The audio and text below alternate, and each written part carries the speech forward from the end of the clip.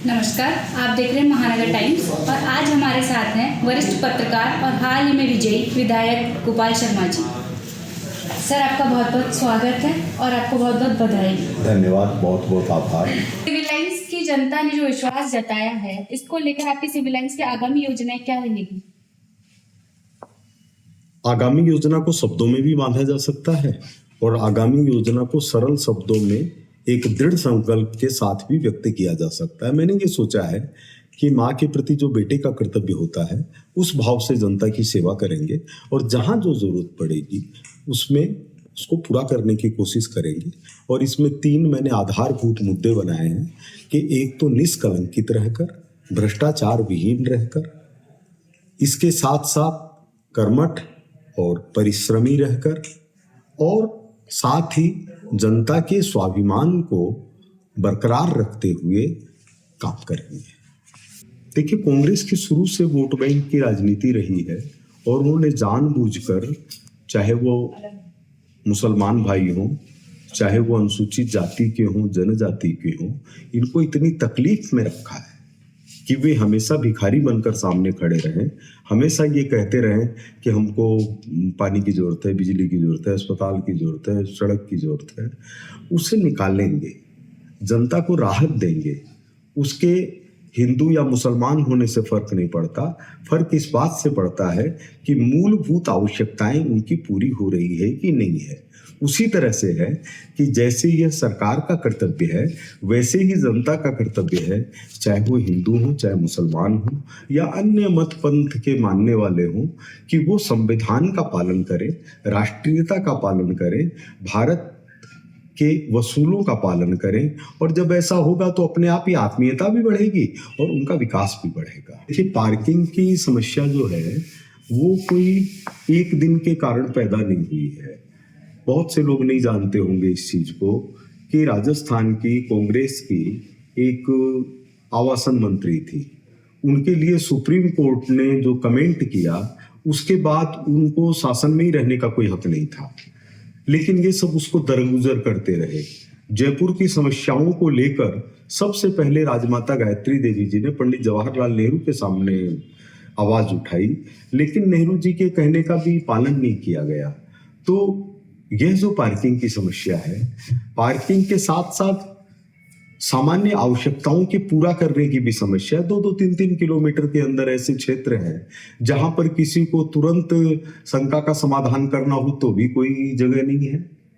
ये राजधानी की कैसी विचित्र स्थिति है कि हमको अगर किसी सड़क से निकलना हो तो वहां से निकल ही नहीं सकते, जगह ही नहीं है। तो इसके लिए कई तरह से निराकरण करने पड़ेंगे।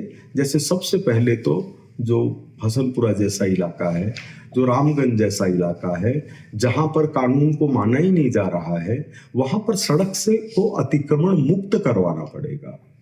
और ये केवल वहीं की नहीं है, और भी जगह है, अपने जालूपुरा के अंदर है, कोई और भी ऐसी जगह हो सकती है जहां पर किसी ने और दबंगई से ऐसी स्थिति कर रखी है कि सरकारी जमीन पर कब्जा करके उसको अतिक्रमण का बना रखा है।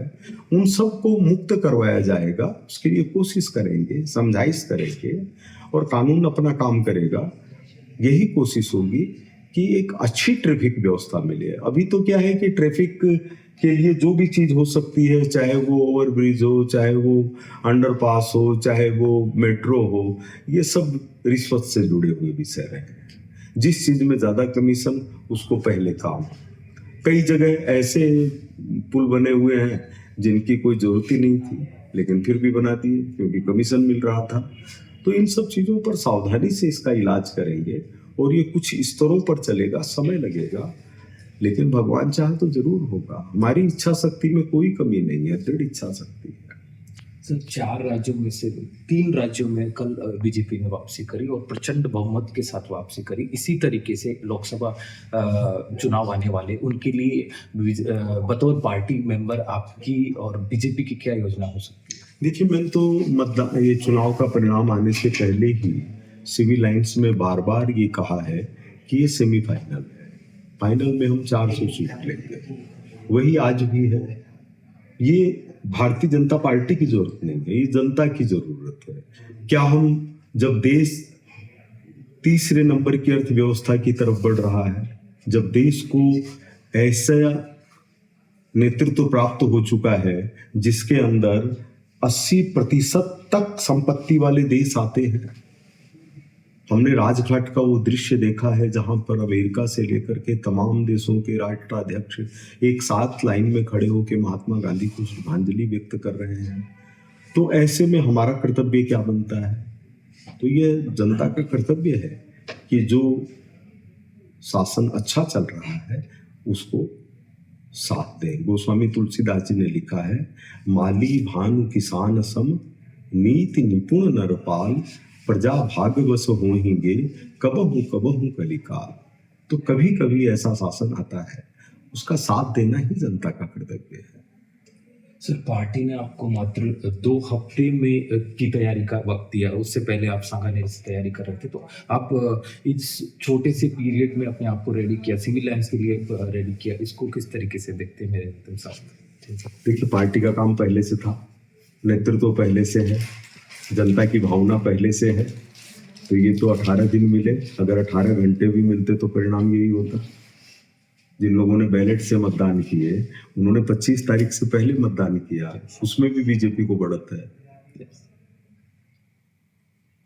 तो मेरा कोई टिकट मिलना और मेरा चुनाव लड़ना इशू नहीं है। इशू ये है कि जिस राष्ट्रवाद के आधार पर चुनाव लड़ा जा रहा था, सनातन संस्कृति को बचाए रखने के लिए चुनाव लड़ा जा रहा था, जिस सशक्त नेतृत्व के आधार पर चुनाव लड़ा जा रहा था, उसके लिए कभी वोट गिरवा दे, कहते कल मतदान होना है तो भी स्थिति यही बनेगी।